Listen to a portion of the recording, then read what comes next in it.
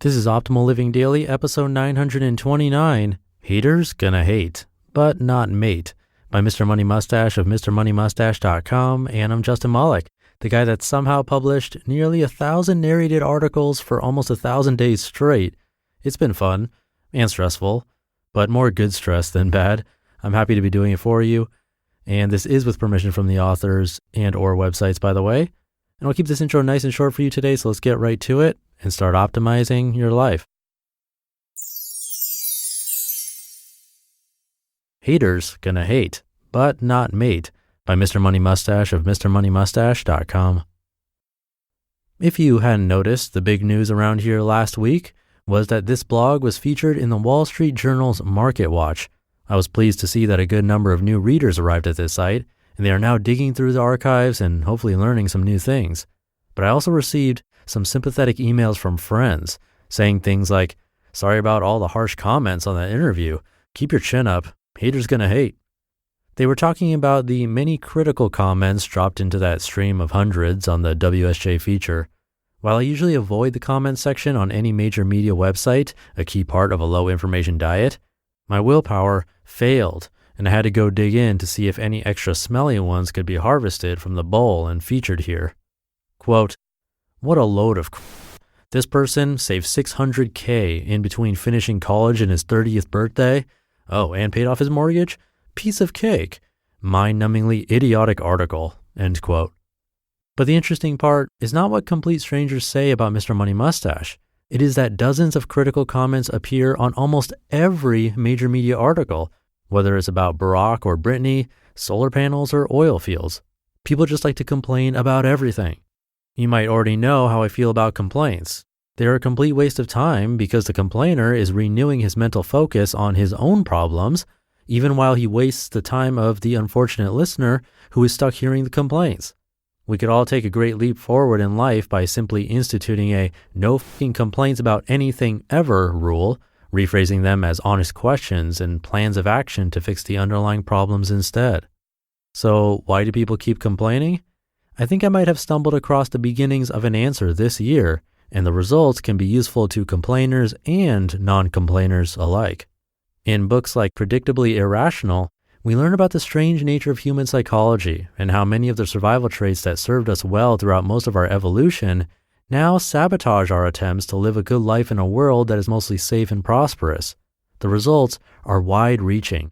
Politicians use cheap emotional tricks like religion and wedge issues to influence voters.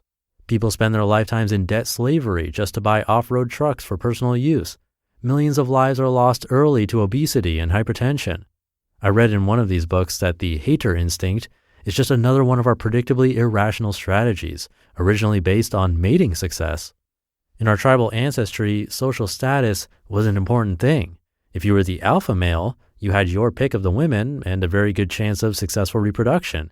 High-ranking women had access to the best genes and would end up with more robust offspring.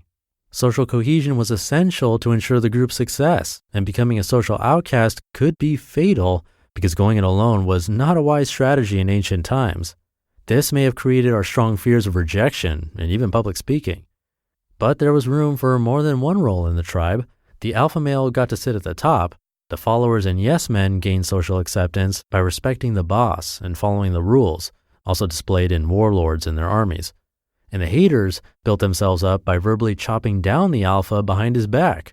"Grok, not so tough. Look at his flawed management and limited skills. I could easily defeat him." By demonstrating the courage to criticize the leader, the haters lifted themselves from the bottom of the hierarchy and hopefully gained the respect of at least one reproductive partner.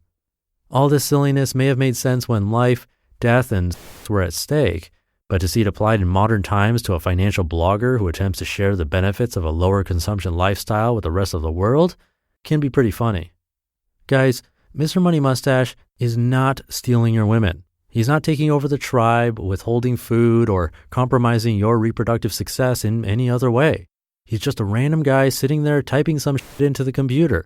He has only one woman, one kid, and he doesn't even consume all that much of our shared resources. That leaves more for you. There is no threat here. Only an opportunity to raise your own status if you go out and do some more reading on the matter. And this advice applies to haters and complainers in every niche. If you find yourself complaining about a situation, boss, politician, celebrity, or any other random person in the news, you can catch yourself early and avoid the hater trap. You can acknowledge that your feelings are valid because that strategy did work in prehistoric times, but you need to repackage that energy into something that works for you today, where opportunities are not controlled by them, they're controlled by you. You'll know you have made it when you get your own first batch of dedicated haters. You just listened to the post titled Haters Gonna Hate, But Not Mate by Mr. Money Mustache of MrMoneyMustache.com. Well said by Mr. Money Mustache. By the way, he's more frequently narrated on Optimal Finance Daily, so if you like his style, you can hear a lot more of his blogs over there by subscribing to that show. Again, that's Optimal Finance Daily. But Dan's going to come on in a second, talk about it, so I'll leave it at that. Have a great rest of your day, and I'll be back tomorrow where your optimal life awaits. Hey, this is Dan from the Optimal Finance Daily podcast, which is a lot like this show, except more focused on personal finance.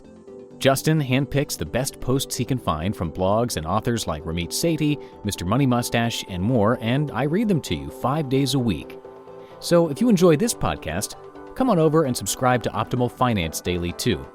And together, we'll optimize your financial life. You've been listening to Optimal Living Daily. Be sure to hit the subscribe button to stay up to date on each new episode and head to oldpodcast.com. That's OLDpodcast.com for a free gift as well as more actionable tips and resources to help you maximize your potential. Thanks for joining us, and remember, your optimal life awaits.